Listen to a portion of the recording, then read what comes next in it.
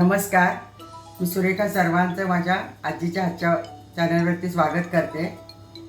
तर आपण आज भोपळ्याचे घारगे बघतोय. आपण लाल भोपळा वापरतोय आणि त्याच्यासाठी काणी काणी गूळ घालणार आहे. तर लाल भोपळ्यामध्ये व्हिटॅमिन ए वगैरे असतं, ते आपलं हेल्दी आहे. आणि हे स्नॅक कसं तुम्ही प्रवासात पण नेऊ शकता आणि एरवी पण खाऊ शकता. तर आपण ते बघूया. आपण 2 चमचे तूप घालतोय. त्यात आपण लाल भोपळा शिजवून घेतो. हे तूप आपल्याला मोहनचं पण काम करेल. आपण किसून घेतलं आहे, स्वच्छ धुवून साल काढून बिया काढून भोपळा धुवून घेतलं आहे. हे कच्चं भरलेलं आहे 1 कप. तर आपण ते परतून घेऊ. आता मऊ होईपर्यंत आपण शिजवणार आहे, मग त्याच्यात गूळ घालणार आहे. भोपळा 5 मिनिटांसाठी झाकून ठेवणार आहे. पण भोपळा तुपावर परतून घेतला आहे. 5-1 मिनटं झाकून ठेवला होता. आता तो मऊ झाला आहे.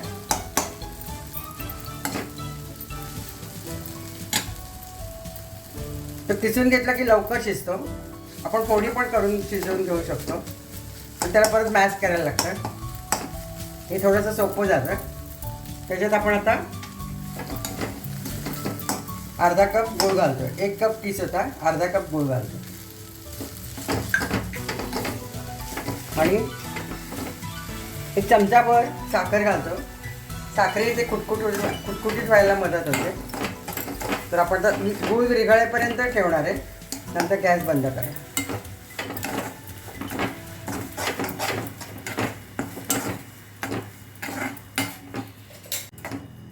तर 1-2 मिनिटाचं गूळ विरघळलेला आहे.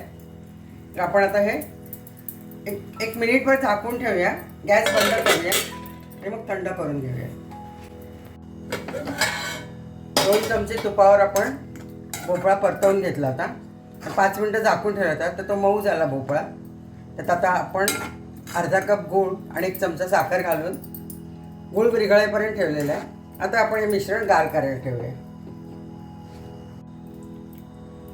तर आपण आता थोडंसं गार करायला ठेवूया. कोमट असताना आपण पीठ भिजवू शकतो. हे थोडंसं कोमट झालेलं आहे. त्याच्यात आपण पाव कप रवा घालतोय आधी. ते रवा कोमट असताना घातलं तर ते नीट भिजला जाईल. आणि पाव कप तांदळाची पिठी घालतो.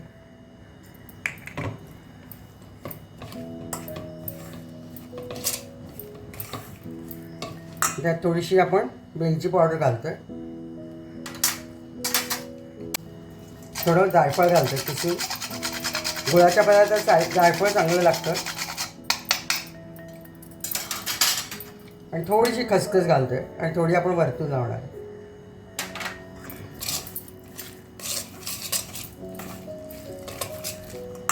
आणि आपण थोडंसं चिमूटभर मीठ घालणार आहे त्याच्यात.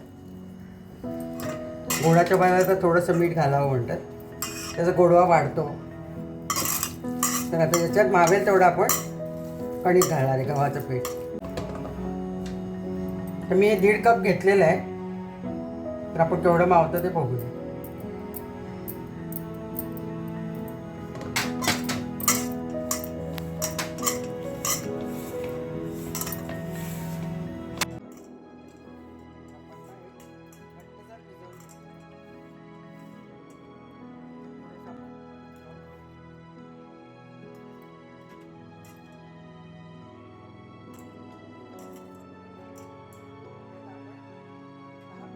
त्याचे आपण असे गोळे करून घेतोय.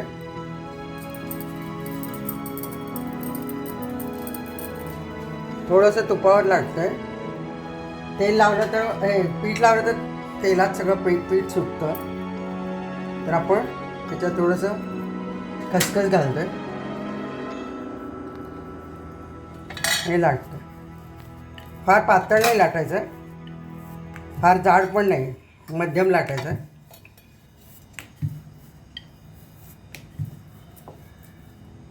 तर इतपत ते जाड ठेवलेलं आहे. तर आपण तळून घेऊया.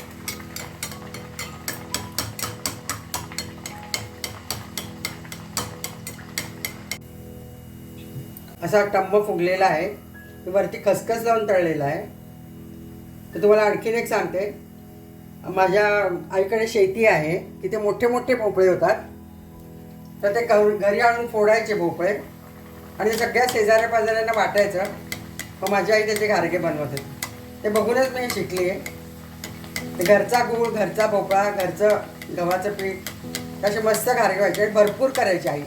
आम्ही 2-3 दिवस ठेवून खायचो. असा फुगलेला आहे. ते गुळामुळे लवकर ते लाल होतात, तर ते चवीला अगदी भन्नाट लागतात. असे खुसखुशीत रुचकर आपले घारगे तयार झालेले आहेत. तर ते तेल तळताना तेल थोडं मध्यम हीटवरती ठेवायचं. फार मोठा जाळ ठेवला तर ते लवकर करपतात गुळामुळे आणि बारीक ठेवलं तर तेल पितात. तर याच्यात अजिबात तेल आपलं पेलेलं नाही आहे. तर हे चांगले झालेत. तर तुम्ही करून बघा